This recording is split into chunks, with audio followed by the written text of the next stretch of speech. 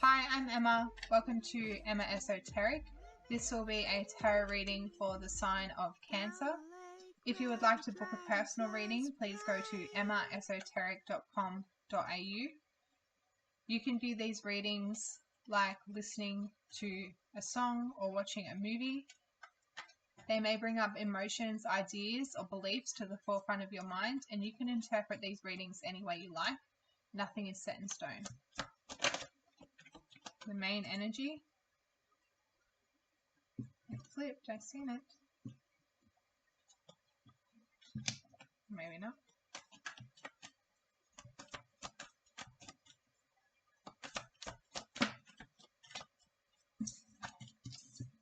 Main energy. Moving it away from drama.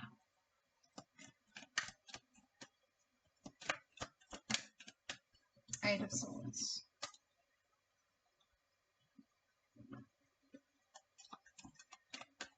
You don't really like the way this situation has gone. There's a relationship. I thought I'd seen the Three of Wands as well. I kind of wanted to mumble off into what I was saying.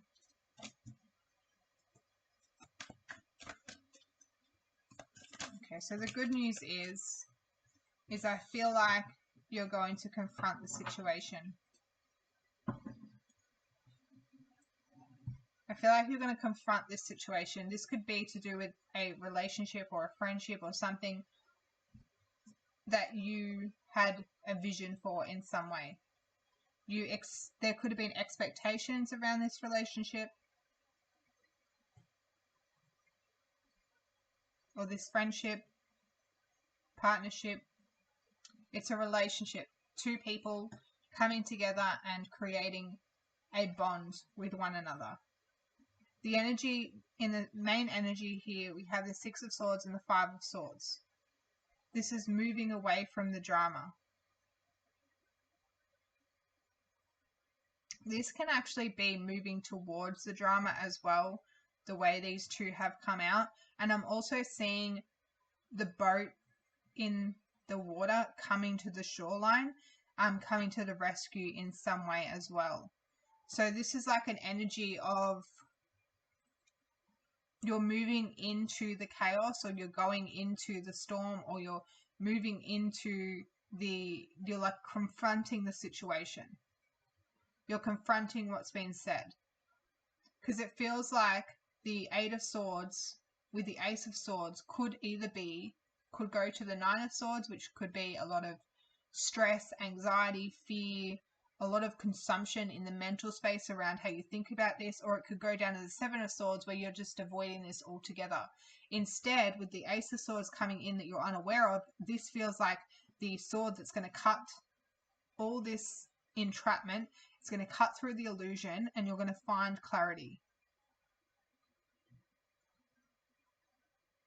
And with the 6 plus the 5 equals the 11, feels like that would come down to the Ace of Swords anyway. So it's like you're confronting a thought space. You're confronting a conversation. You're having this realization. You're confronting some type of reality when it comes to the way you've been communicating, the way someone's been communicating, the way thoughts that you're cutting through, absolutely cutting through the bullshit.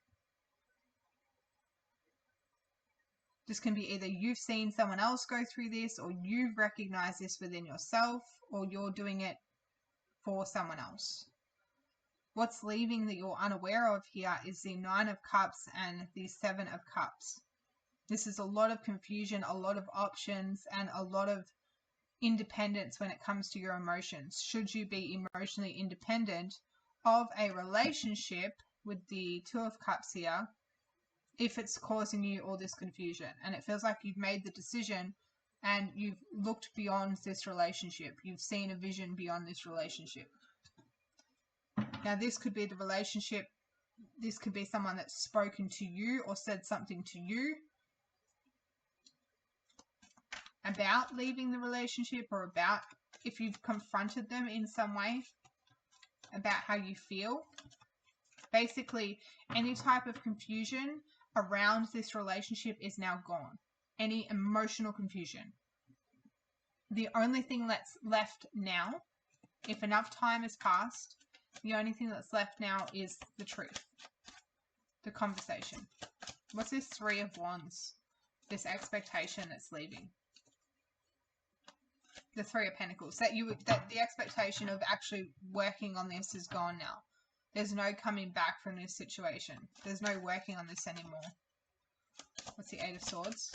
Emotionally walking away. And it's funny because the Eight of Cups is in between the Seven of Cups and the Nine of Cups. So you're not in between. You're not in between anymore. You know what you're going to do. You found this balance. We have 5, 6, 7, 8, 9, and then we actually have 2, 3, 4. We don't have 4. So there's no stagnancy here. There's no like plateau.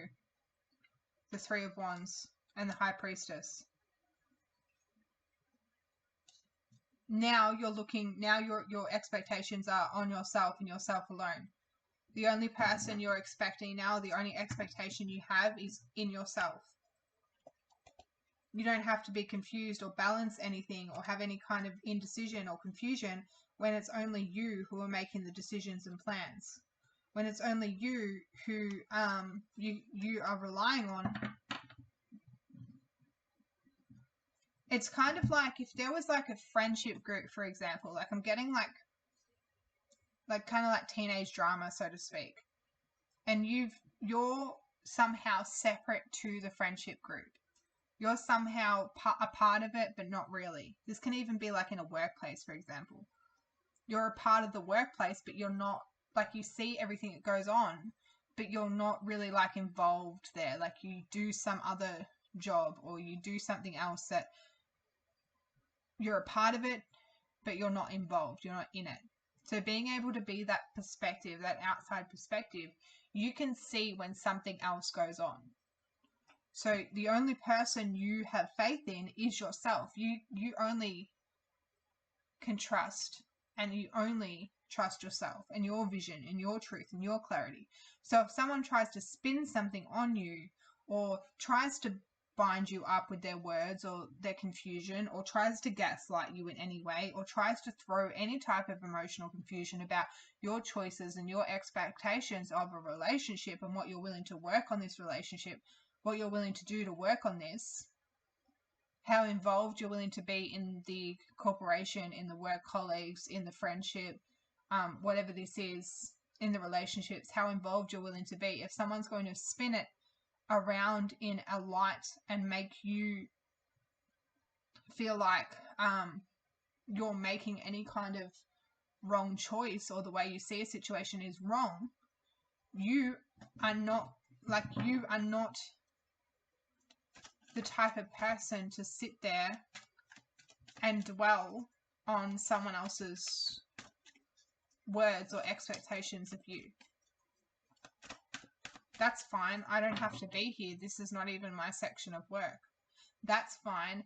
That situation is involving you and your friends, has nothing to do with me. I'm happy to call it out if you want me to, but it really has nothing to do with me. It actually has nothing to do with me. And I don't know how this situation has nothing to do with you because you're involved, but somehow you have managed to create this relationship with certain people or this certain individual or this certain aspect where if anything hits the fan and there's any drama in any way, you can just slip out. It's like you just slip out of the door.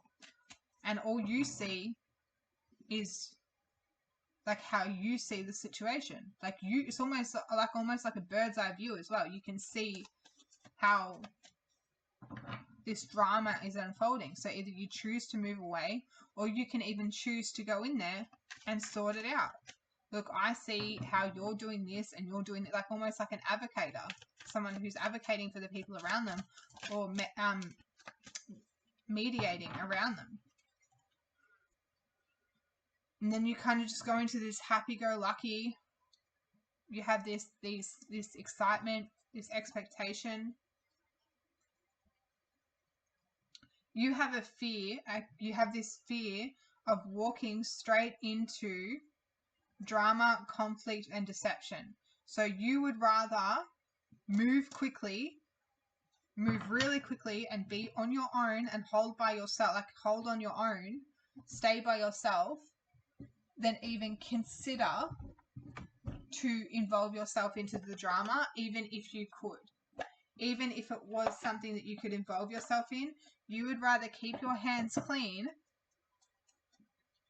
than involve yourself into any conflict when it comes to the word salad. I feel like you would get your emotions so involved into the situation if you let yourself be involved that you could almost want to size up someone. Like it could get quite heated. Like the Page of Wands, when they're impulsive or when they're tipped like the wrong way, or they're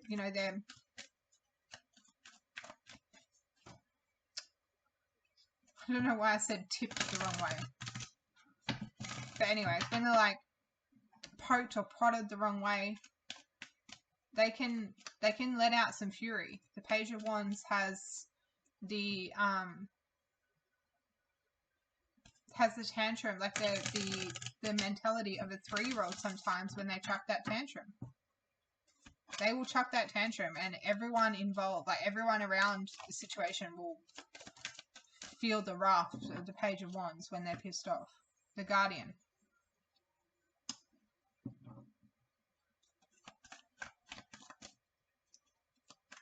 It feels like, again, you're the person, like the Guardian, you're the person who is the wise one, who people know not to get involved, because you know that you'll just go in there like a tornado and getting like the Tassie Devil and just stir everything up. People know not to mess with you. Intuition. Because you know what you know. You have this intuition. You have this knowing. People can't pull the wool over your eyes. They can try, but you just like slip straight out. You're a snake.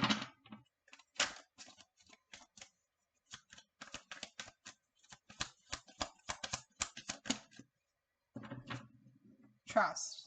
People trust you as well. Selfless act. Because when you come to defend someone's situation, you're not doing it for yourself.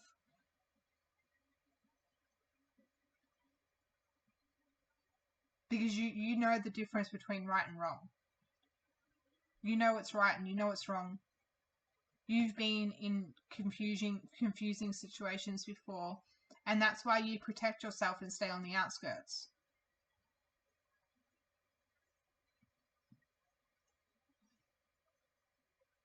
Yeah, self-protection.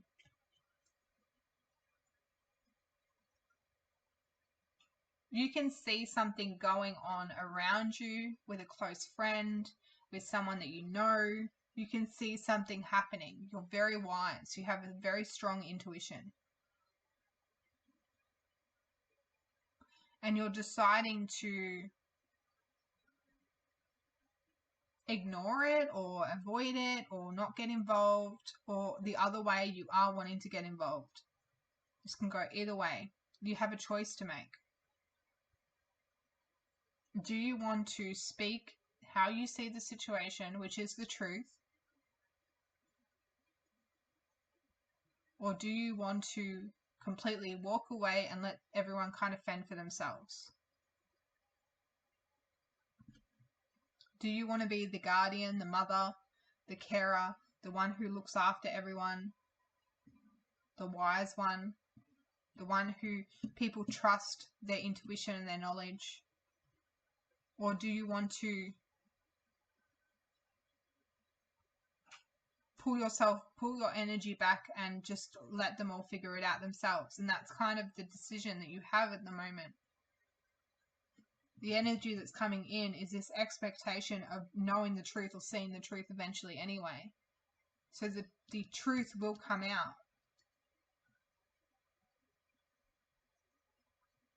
And people will trust you because you'll already know. So I always say the people who aren't surprised are the ones who always knew the truth anyway.